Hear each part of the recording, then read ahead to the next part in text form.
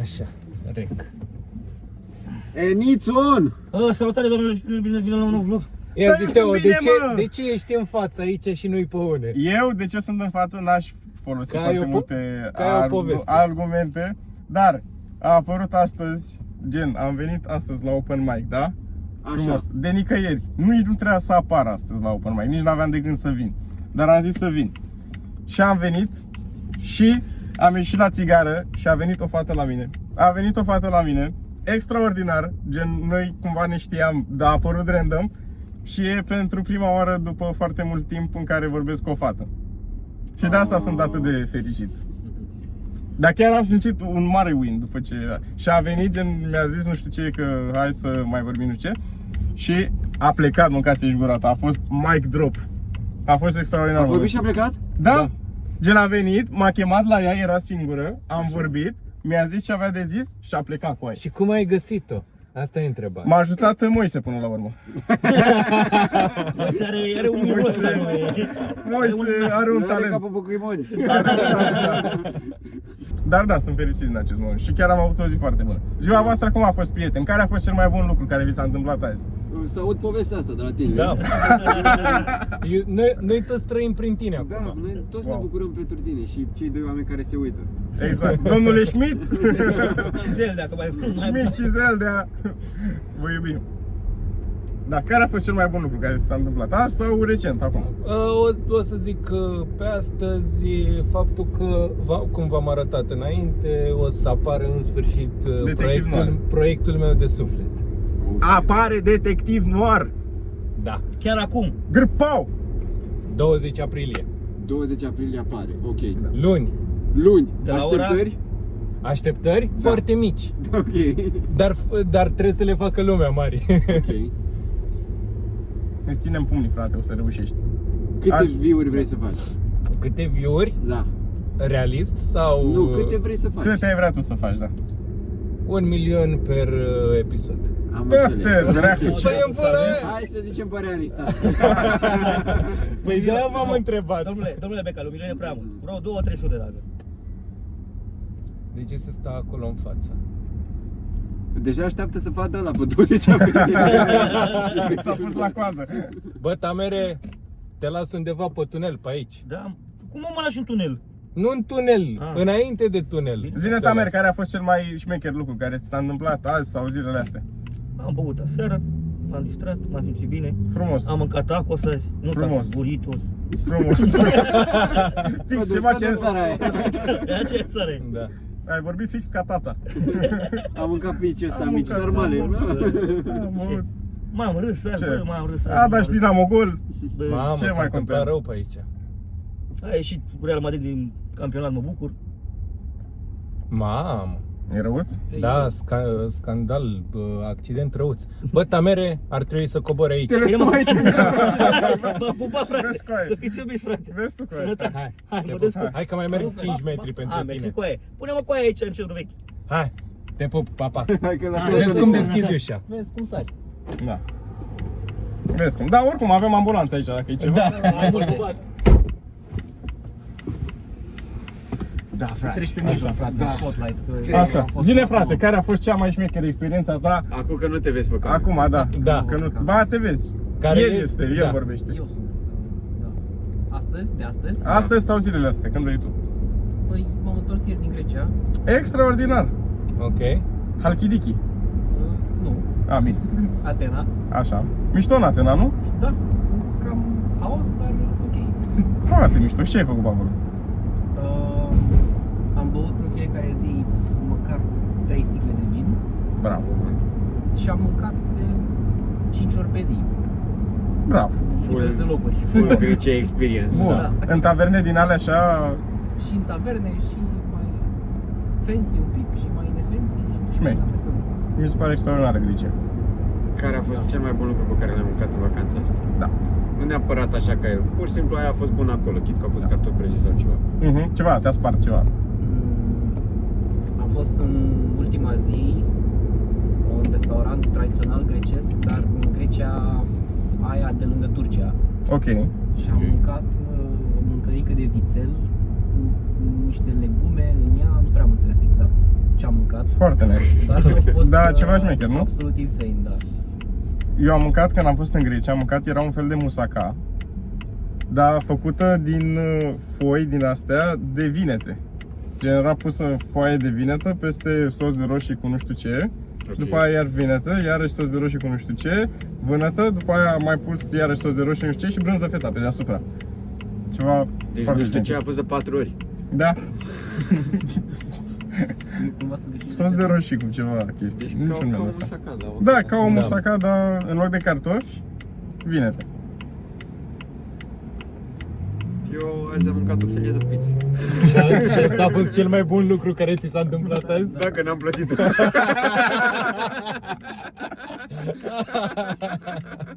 The best day ever. Cea mai bună zi de anul ăsta, aș spune. The story of my Era life. și de la Trevi și am împărțit-o în 4, să pară 4 felii. Nu a fost, m-am distrat maxim.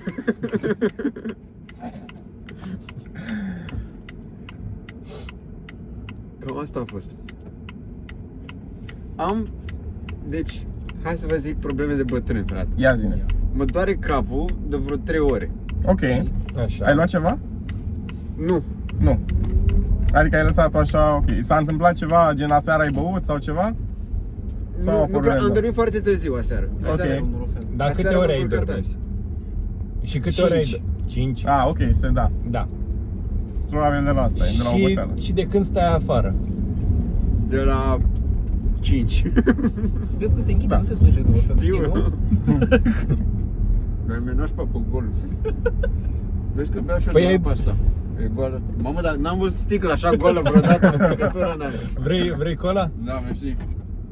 Dar vezi că e cu zahăr. Accept. Asta e. Cola. Nu scuipa ca nimic Darius. altceva. Asta e și mă gândesc că e de la frig, nu? 100%. Frig, Da. Deci oboseală. Deci acum corpul spune, bă, noi răcim de mâine, eu trebuie să-i dau antirăceală. nu, poate să fie oboseală. Da, de la S-a- oboseală e. Că s-a adunat Da, hai să vă mai zic repede o poveste. Da, Deci am auzit, deci povestea din asta cu ultraș, cu șmecher, cu nu știu ce. da. A avut Dinamo meci. A avut Dinamo a jucat cu Argeșul. Și s-a dus Dinamo în deplasare la Argeș, s-au dus brigăzile de la Dinamo cum ar veni. S-a dus și o brigadă care e una dintre cele mai vechi brigăzi ever de golani din ăștia de stadion de ultraș, Nova Guardia îi spune. Da, Din PCH, știu. steagul peste tot de 20 de ani, mereu în Ai- galerie șmecher. Da, Nova Guardia e cumva SWAT-ul lui Dinamo. Da, exact. Ok. E Navy Seals. Exact.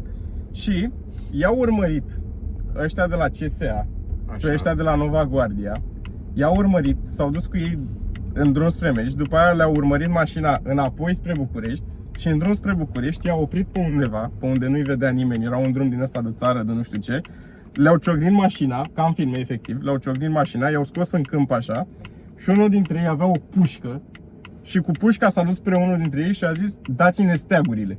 Și le-au luat steagurile Wow. și acum steagurile alea sunt în galerie la CSA. Șmecher. Mi se pare extraordinar. Șmecher. Da. Cât de...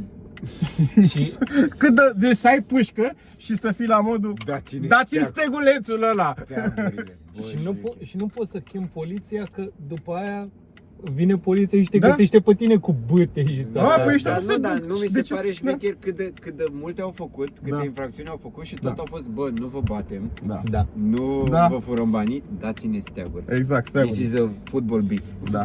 da, exact. Nice. Exact. Atât am avut pentru voi. Gata, mă mut în față. Mi-a făcut Da. plăcere. Și Te pup, nu, ursule? O seară. Te pup. te pup.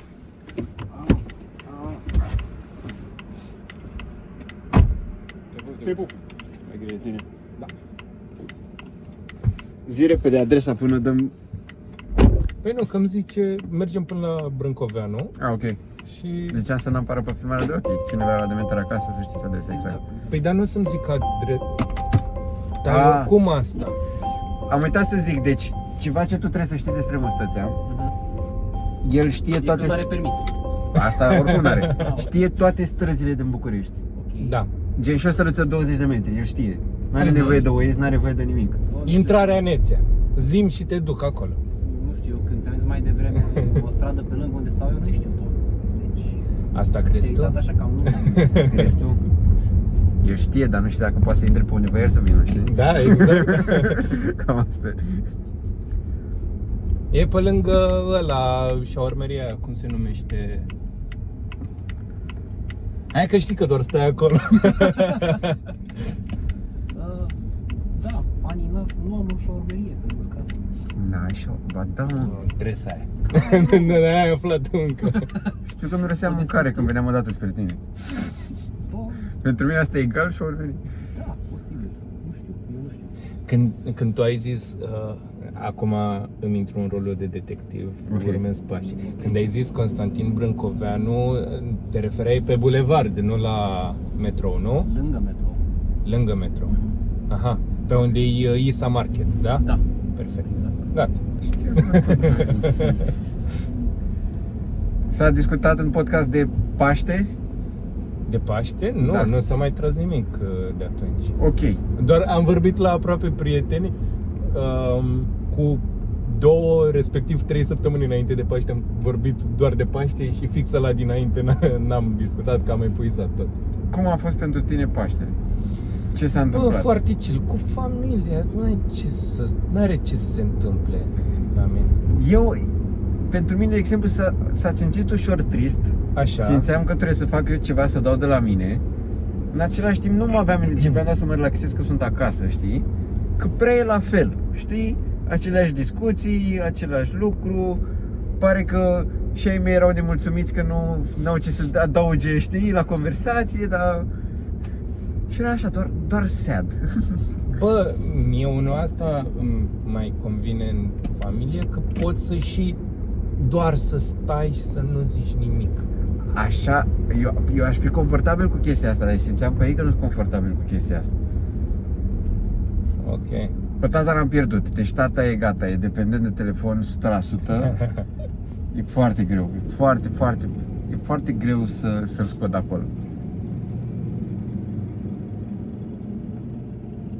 Uite, aici s-ar aplica un control parental, dar pentru părinți. Simt că trebuie să-i facem intervenție, pur și simplu e gata. Bă, stai prea mult. Lasă Ce- că ai. Acum să urmeze să-l găsești cu un pachet de țigări, să zic că stai că-l țin pentru Bă. vecin. Bă, ia de să miros degete. Tu ai scrollat, eu te strevără degetul mare. Nu, dar ideea e că asta e, măcar dacă ar fi ceva quality, de e dependent de Facebook. Ok. Reel-uri pe Facebook. Reel-urile alea cu râsul ăla de bebeluși pe fundal, știi? Ok. Care sunt nu e nimic Iisus, funny, dar care pun... E văzut în public. Asta ar fi bine. E o chestie care nu e funny și după e pus bebelușul ăla care râde și el râde când râde bebelușul ăla, știi? Și realizezi că ești influențat de asta, nu? Și se supără dacă îi atrag atenție. Știi ce cred că ar merge? Uite, cum am mai zis, că e chestia asta. Dacă ești prins cu țigări, Da. îl pui să fumeze toate țigările din pachet, la modul să îi se facă silă de ele. Ok, la modul să-l încurajezi și mai tare Nu să-l încurajezi, să-l iei și hai, scrollează 3 ore în continuu. Vezi că e- Fără da. oprire până o să zică da mă fiule, și tu ce mai zici? Ok, da. Da. Sau să zic că, da mă, da, n-am nevoie de fiul meu. La best 3 hours of my life. E și asta o frică, da? Mamă, asta ultimele 3 ore, bombă, Și e asta nebun, frică. marș de aici. Și asta o frică. E foarte greu. Și mama ta ce părere are? E de acord cu mine. Și în același timp n-am ce să-i fac. Am încercat să atrag atenția, n-am ce să fac. Se supără. Mai are momente, dar când intră în lupul ăla, ora e acolo lejer. Ai putea să faci tu cu mama ta, să faceți niște reel-uri și să le postați, să-i tot apară în... Nu se apară în feed. Nu se apară absolut deloc. Se apară după 3-4 zile. Cam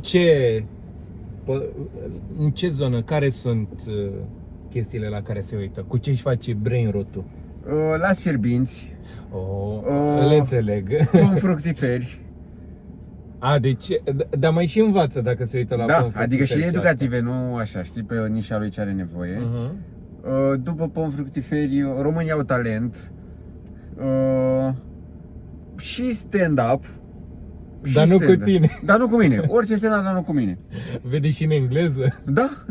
Da, și în engleză și tot, dar de alea foarte vechi, nu de astea recente, de alea super vechi. A ajuns la insula iubirii, dar aia făcută cu AI și personajele sunt toate fructe? Nu, cred că e insula iubirii. What? El. Există așa ceva? Normal. Normal. Normal. Adică n-ai văzut pe Căpșunica când îl înșeală pe avocado cu banana? Avocado e fruct? Da, e fruct. Ce vorbiți? Eu dat Fructe-s femeile și legume-s bărbații. Spitele legume. Aia care plânge mereu e ceapa. homosexual. Morcov e homosexual? Da, și eu Ok. am de la vânătă. Și eu ia la vânătă. Mai ai și castravetele care... Castravetele, și, da. Și el are conotația. Da. Dar castravetele ar fi ăla, ispita aia supremă, cum îl cheamă? Alin. Ăla ar fi castravetele. Banana îmi pare puțin... Că ar merge la feminin, dar tot e pe conotație sexuală. Nu poți, ar fi ar fi trans. Ar fi trans, da, banana. Chiar. Banana chiar ar fi trans. Depinde dacă e cu coajă sau fără. Păi, tocmai De de-aia ce? fi Care trans. aceeași formă? În Cred continuare. că dacă ar fi fără coajă ar fi clar trans. Cu coajă, trans fără operație încă. Trans în devenire. Nu? Sunt sigur în chestia asta? Bă, da, m-ai pierdut. Am încercat, adică nu. Era doar o părere. Da, da, Puteți e- să mă contraziceți, dar a fost doar... Nu, e mai bine să lași gândul ăsta aici decât să le iei cu tine Da, acasă. da, clar simt că trebuie să las asta aici. Eu propun să vă interesați un pic și în episodul următor să dezbateți ce ați aflat. Ok. Mai pus pe gânduri asta să fac Da, acasă, da, acum da, dai seama. da. Dar e făcut cu AI cartoonish sau e... E ca arată... Italian Brainrot. Nici asta n-am stat să văd. Adică am auzit, dar nu Ok. n-am stat să Pare că cercetez. îți trec prea mult timp pe Da? internet. Că la mine e problema. Dar nu pare, la cum te știu petreci, tu ești tata 2, nu știu. Doar că eu mă uit la insula iubirii, Tu ai care alt- toate persoanele sunt fructe. Tu ai alt algoritm, doar. Asta diferă tot. Da. Consider că tatăl tău este influențat politic de către TikTok. Nu. Asta mă bucur, că it's not, Răspuns. nu e TikTok. Asta mă bucur, știi? Că nu e nișa aia. Păi el bobănete l-a cucerit. Știi? Eu l-am La pierdut prima cu... poți să faci dreapta. La prima dreapta? Adică aici. Da. Eu la Sfierbenciu l-a cucerit ca politic, nu... Asta mă bucur. Dar asta e, cred că când am vorbit cu mai mulți, e o perioadă la vârsta asta Și la când prima stângă. în relația asta cu părinții se schimbă dinamica în care tu ești părinte față de părinții tăi, știi? Ok, Da. Înțeleg, Da. înțeleg. Nu mai stați pe telefoane, aveți grijă de voi. De mai primesc chestii pe WhatsApp, linkuri și astea, hei, mesaje de la bănci pe WhatsApp, știi? Da. La unde nu da click pe linkul ăsta. I-am cumpărat. A vrut laptop și boxă portabil. Ok. S-a rezolvat. Am întrebat pentru ce vrea laptop, a zis că vrea să învețe să lucreze în Excel, că face în Excel la muncă. Ok, am băgat Excel pe laptop. Laptopul și boxa sunt acolo de când le-am lăsat, sunt neatinse. Aici drept înainte. Ok. Nu se mai poate. Cred că o să scunu eu la el. Asta o să fac, o să-l amenez cu bătaie. Da? Și crezi că o să fie mândru de tine? Da. Adică da, așa cum te-am crescut, așa. Da, sau poate o să fie fix, bă, Și aici, eu la dreapta. te-am crescut cu good parenting, acum tu ce faci?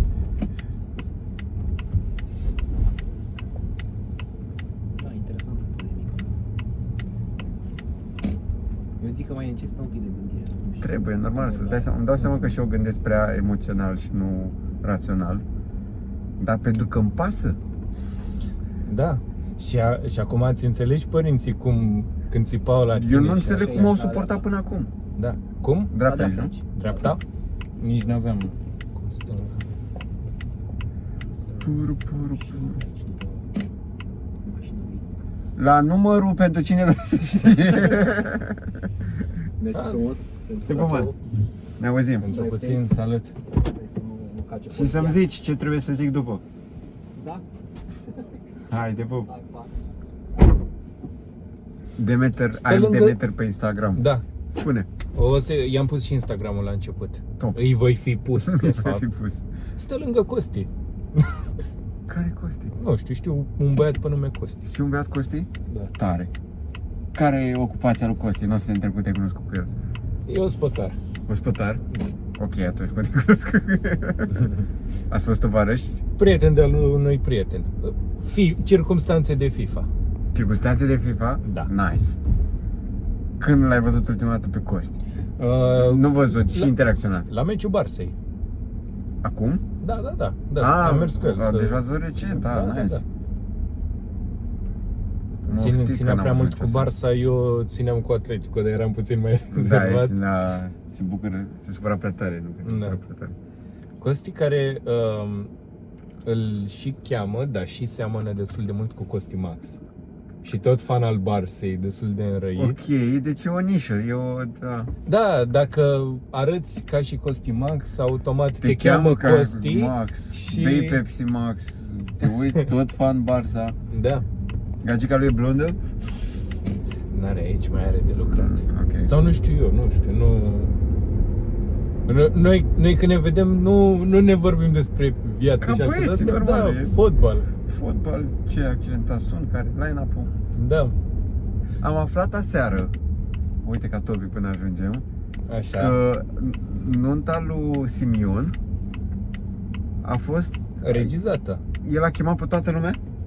El a chemat toată țara, veniți la nunta mea. Da, intrare liberă.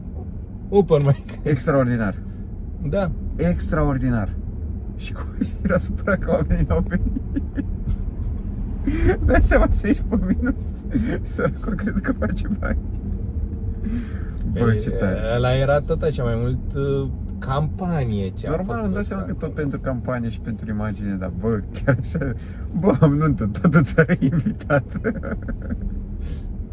Extraordinar.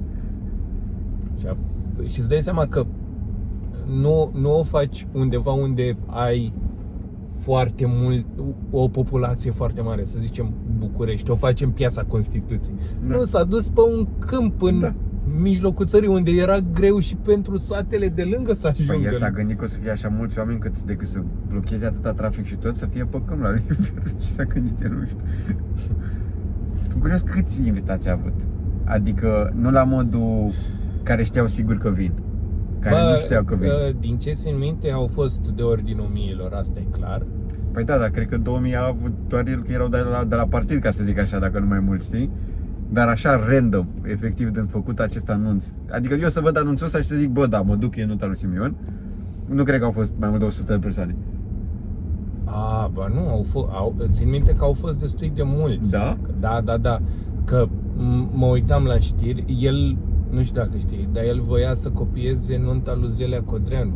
Ok. Care, bă, foarte, foarte mișto să te iei după Da. el. Un reper extraordinar. Că și el, și nu-i bătuse recordul din ce știu, dar la el, cred că era ceva de genul, concura cu Beach Please-ul. Ok. Și aici nu știu câți au fost, dar aș zice că nu mai țin minte. De ordinul miilor, sigur, dar nu știu dacă erau 10.000, 20.000 sau 5.000. Dai seama dacă îi furea cineva mireasa, cât de greu era să găsească. Ce vreți să vă dau mireasa înapoi? Voturile înapoi, turul 2 înapoi. Turul 2 înapoi sau mireasa? Da. Cred că i-a luat-o șoferul.